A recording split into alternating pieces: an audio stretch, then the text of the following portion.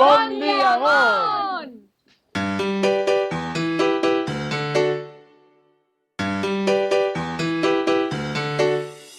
Guapos i guapes, avui us porto una molt bona notícia per tots els que m'heu preguntat com podeu col·laborar amb la gran problemàtica dels refugiats a Lesbos. He conegut aquest noi tan guapo que es diu Coque i ara ens explicarà tot el que podeu fer. Coque, explica'ns què és ProEmate.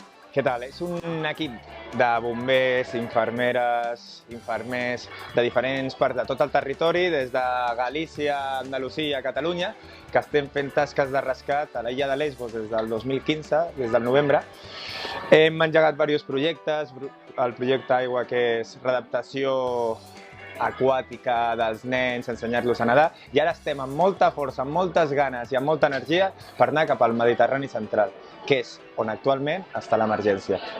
Molt bé, i com va començar? Com va començar tot això? Perquè ja estava tot organitzat, tot fet, o va ser un mageco del sofà i vaig a fer alguna cosa? Bueno, això es que gracias a personas que se levantan del sofá y van construyendo algo grande, poco a poco, que són de Sevilla, doncs va anar creixent, i ara, a dia d'avui, a Catalunya hem fet una petita secció de ProEmate Catalunya on hi ha gent molt trempada, però tot això va néixer a Sevilla, d'uns companys que de tot cor van anar cap allà sense tenir res i van salvar moltíssimes persones.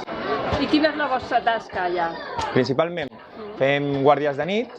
Les guàrdies comencen a les 12 de la nit, acaben a les 8 del matí i el que va vinguent. Ara ha canviat molt, els primers mesos, primer any va ser bastant dur, va ser molt dur, la veritat, però després del tractat del març està tot molt bloquejat, perquè Turquia està untat de pasta, com ja sabeu tots. Marta, tu ets l'exemple perfecte de persona que ha passat a l'acció. Explica'ns com ho vas fer i quina és la teva experiència. Vale, doncs jo estava conscienciada, sabia de la realitat i vaig començar-me a informar de com podia marxar per donar una acció concreta amb aquesta crisi als refugiats, en concret a Lesbos.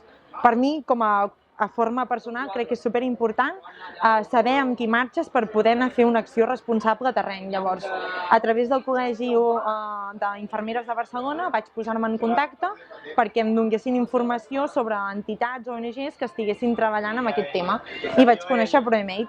I un cop vaig anar allà, doncs, he après moltíssim del col·lectiu de professionals en les emergències, perquè jo soc infermera però no tinc experiència en el món de l'extrahospitalària i sí que em feia molta por marxar perquè no sóc experta i sempre tens dubtes de potser fallarà això, potser fallarà l'altre, potser no seré prou bo amb, però jo crec que l'important és l'actitud, perquè quan ets a terreny de cop et comencen a venir molts coneixements que et pensaves que no tenies i sí que tens, i fas acció amb un equip molt potent, en aquest cas ProEmate, que m'ha ensenyat de tot i més en rescat al mar, i coneixes tantes persones amb un cor tan gran, amb una humanitat tan immensa, que tornes amb unes ganes d'implicar-te en la societat i dir alguna cosa immensa, que a mi és el que més m'ha aportat. Bon dia, Luti. Doncs explica'ns, si us plau, de quina manera podem col·laborar amb ProEmate. Doncs mira, especialment amb el nostre compte, que ens ho ha fet la Mònica, que és una escriptora gironina, que ens ha fet el compte de l'Ares, que és el nostre nen,